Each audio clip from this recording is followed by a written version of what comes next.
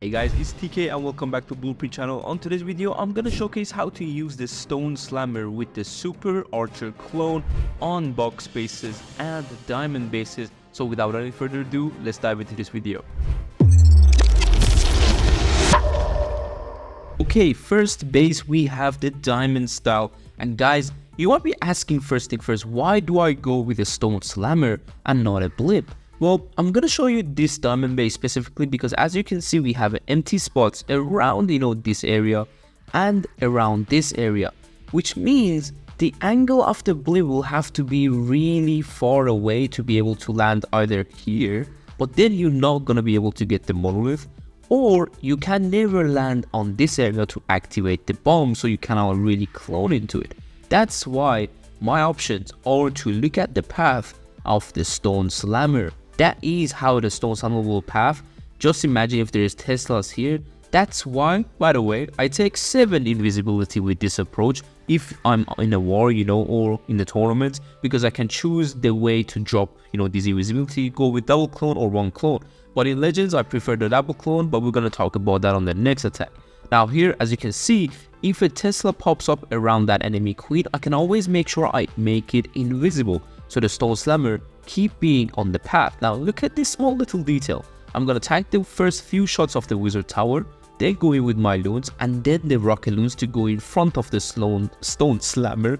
And then once it's on the expo, this is where I'm gonna land it. Now if there was a giant bomb on this little box, it would activate with that landing, but it didn't. So now with the other wall breaker that we have, the next giant bomb would have activated, but it still didn't, which means there is no bomb. So I'm gonna clone as close as possible to the monolith, and then once I know the archers are not on the clan castle, that's when I'm gonna pull them. So then just a few steps is enough for my archers to start hitting the monolith. It would be so nice to get that expo, but we managed to get the town hall before it, so we didn't really have that option there. Now you can see the value the Stone Slammer gave me. I'm still going, and by the way, we still have that 1 invisibility, and that's why I'm telling you, this 1 invisibility will be so good if you can master the 7 invisibility and 1 clone, because you can use it on these bases. Imagine if the Tesla pops up, you can still use it, or you can manage to have it for your royal champion at the back end right now. So not always double clone is the best option, and it's just a bit messy doing with double clone when you can go and get a better value with the single clone. Now for the rest of the base, as you can see, we are going in. Just the important things are to get the defenses and let the root riders pass through the base and not on the outside of the base. Sniping the king on the outside too, and this is where everything looks good. I have the king ability, of course, it's the gauntlet and the earthquake boost. Now I'm gonna tell you why personally I prefer the earthquake boost, especially in Legends League, just because there is a lot of bases that are completely closed, and there is a lot of early damage to the root riders. So sometimes on the back ends, you might not have root riders alive, just like this attack that I'm having. So my king can actually give access to next layer with that earthquake boost. Going in with a few headhunters, funneling the top side nicely, and this is where I go with the champion. We have around 30% of the base left and around 30 seconds. So that's, the timing that you should go for, because I was low on time a bit. That's why I went with the champion on the opposite side, which kind of makes sense. You can do it, or you can add the champion, but as you can see, the champion is already going to be behind king, the queen already emptying this area, so why not to drop the champion on the opposite side and let them meet in the middle? Simple as that. That's how you can crush this base really nicely, and any base that has a good path with your Stone Slammer, and you see the value, you see the options of cloning nicely, but do not forget that 7 invisibility method, because you can master it and just be so good with the archer clone as well. But let's go on to Legends League and see what I did with the Stone Slammer on a box base. Okay, we are here on a box base, and let me pause this quickly. Guys, the approach that I love on box bases is to land around these areas and get one side of the base done, so then we can go opposite side into the town hall. But as you can see, we have bomb towers on this base, so that approach automatically goes out of the window. So the next approach that comes to my mind on Town Hall 16 is to go ahead with a Town Hall blip. Now look at the way all these areas are just full of emptiness and traps. That's why it's not the best bloom to go ahead and land from this angle, because it's a risky clone. That's what I want to tell you. Plus, you might not get as much value.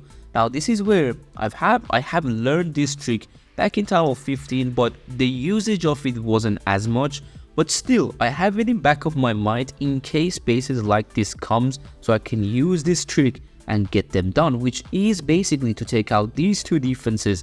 And then with a stone slammer, we're gonna go ahead and land right here.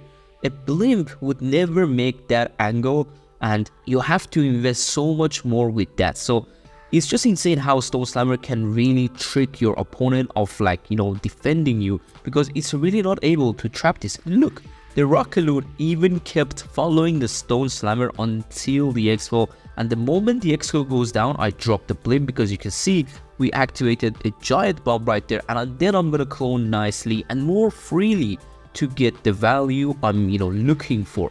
Now, of course, there's a few skellies that are annoying for us, so make sure you don't pull them accidentally and, you know, your half of your archer is just gonna leave. It's better to let your archers shoot the skellies sometimes, because they might still damage something around it. But you can see the value that I'm telling you with the stone slammer. This huge funnel, I'm gonna actually point it out.